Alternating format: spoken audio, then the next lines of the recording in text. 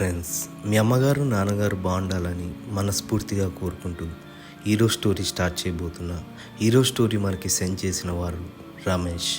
అయితే Ramesh lorry driver కావడంతో రోజంతా లారీ నడుపుతూ సాయంత్రం అయితేనే ఇంటికి వచ్చేవాడు.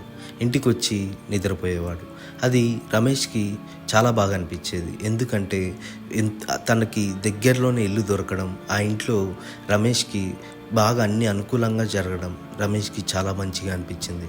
కానీ ఇక్కడ తెలియని విషయం ఏంటంటే ఆ ఇంట్లో ఆల్రెడీ ఒక ఆమె ఊరేసుకొని చనిపోయింది. అదే ఇంటిని బాడిగ తీసుకున్నాడు రమేష్.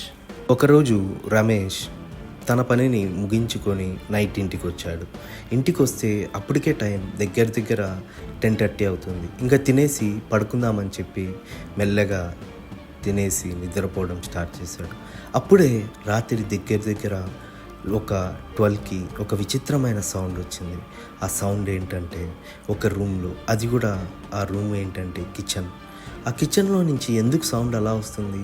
ఆ సౌండ్ ఏంటంటే మీరే వినండి. అలా సౌండ్ వస్తూనే రమేష్ వెంటనే వంటింట్లోకి మెల్లగా అడుగులు వేశాడు.